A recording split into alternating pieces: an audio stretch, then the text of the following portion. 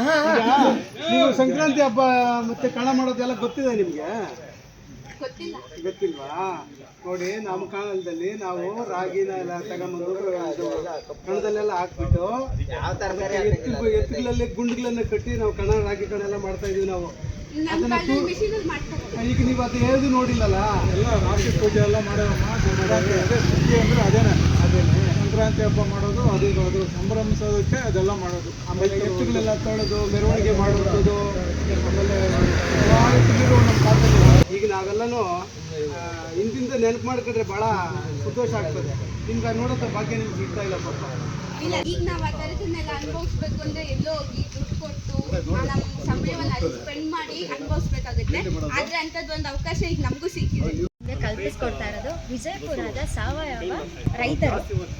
ಇವರು ಸಾವಯವ ಕೃಷಿ ಸುಗ್ಗಿ ಸಂಭ್ರಮ 2026 ಸಂಕ್ರಾಂತಿ ಹಬ್ಬದ ಪ್ರಯುಕ್ತ 14ನೇ ತಾರೀಕು ಇವರು ಸುಗ್ಗಿ ಹಬ್ಬನ ಆಚರಿಸ್ತಿದ್ದಾರೆ. ಇಲ್ಲಿ ಹಬ್ಬ ಆಚರಿಸೋದು ಅಲ್ದಿರಾನೆ ಎಲ್ಲ ಸಾಮೂಹಿಕ ಕಾರ್ಯಕ್ರಮದೊಂದಿಗೆ ಆಟೋಟಗಳನ್ನು ಸಹ ಇವ್ರು ಇಟ್ಟಿದ್ದಾರೆ. ಅಂದರೆ ಮಡಕೆ ಹೊಡೆಯೋದು, ಗಾಳಿಪಟ ಆಡಿಸೋದು. ನಾವಂತೂ ನಮ್ಮ ಮಕ್ಕಳೆಲ್ಲ ಇದನ್ನೆಲ್ಲ ಆಟ ಆಡಿದೀವಿ. ಬಟ್ ಇವಾಗಂತೂ ಯಾರಿಗೂ ಈ ಆಟಗಳೆಲ್ಲ ಗೊತ್ತಿಲ್ಲ.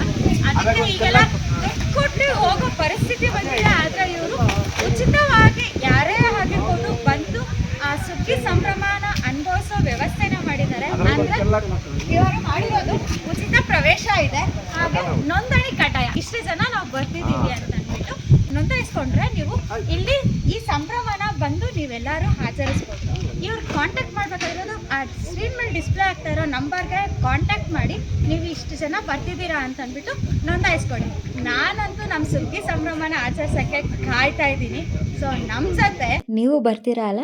ನಿಮ್ಮ ಆಗಮನ ಬಯಸುವವರು ಸಾವಯವ ಸಂತೆ ರೈತರು ವಿಜಯಪುರ.